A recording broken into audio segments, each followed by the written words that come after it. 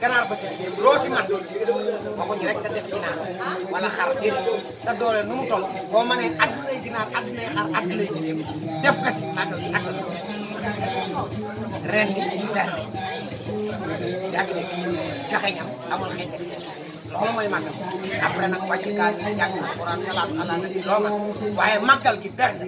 nee na sëñ Béthio moom Sëriñ Saliou bu ñu yeggoon si màggal ba sa ëllëg sa dawal li tuube ba ñu jàpp ne day ñëw yàq sa loolu du yàq nee na màggal bi donc sëñ Béthio dindi nag yi pour répondre à vos questions dara soppeeku aussi à part xam Covid ba waaye nag ñu am sëriñ muy Sëriñ Mountakha mu yàgg ñoo xamal ne bi ñuy fi yàgg nañu respecté mesures barrières yi ñëpp takk seen masque xam naa nag am nañu xaw a négligent waaye nag moom ma ngi si waaye moom sax jëfam takkum maskam boobee ak kilifa yu Tuubaa yi ak suñu sëriñ day yóbbaale ñëpp ñi ko xaw a négligent di nga gis ni màggal daanaka barke bi ndax bisu ñaan la tabaski bisu ñaan la gàmm aj lu ne waaye màggal nag bis la boo xamante ne bis yëpp dafa am nag bis yàlla taamu ñu siy ñaan waaye bisu màggal nag rawat bis bu yàlla yi nangu ay ñaan wala bis bu yàlla nangu la sax ndax kenn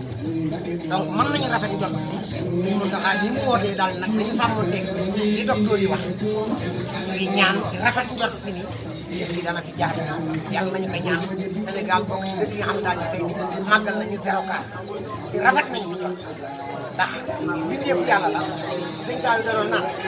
yàlla suñu borom day ko fàttali yërmande waaye ku mu fàttali boppam doo ko tallu gis naa ni mbas mi nag àdduna ñëpp ànd ci sont incapables mais seen jàmbaar lañu ñu ngi jéem waaye kenn mënu laa wax lan la Amérique Europe du feneen donc jiital tuubal yàlla ak di ko ñaan nag moo war a jiitu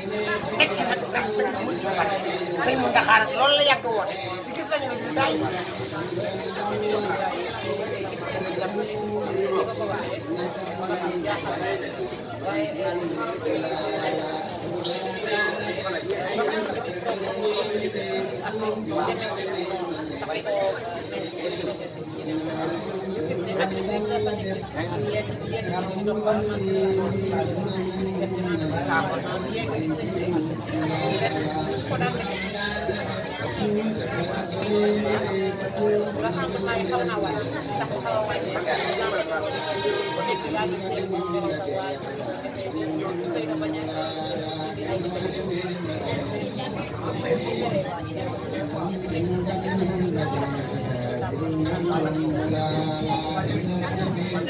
du jafe-jafe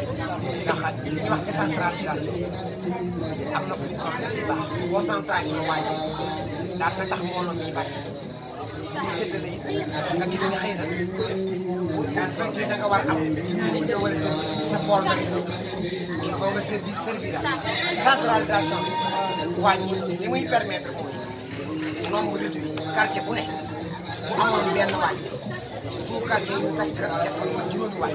boobaa day tax ba séddale bi day yomb dajaloo bi day wàññi nga gis ni nit ñi daañu lekk ba pare it un tout petit peu daañu mën a mais fexe moytu luy tas jàngoro si. ambiance non non non day saf ndax gars yi moom bu dee ñun la moom ñëpp mën a togg waa kër si te góor ak jigéen maa ngi taw góor ñi sax ñoo dàq togg jigéen ñi nga daanaka góor ñi ñu gis waay donc du coup di nga gis ni waaj li war a togg bu fi nekk nag awal li tey soble seeg pomme de terre la ko war a togg bu fa nekkee rek defe naa jigéen ñi góor ñi ko war a togg dafay gën a waaye na mu waroon safee ambiance bi organisation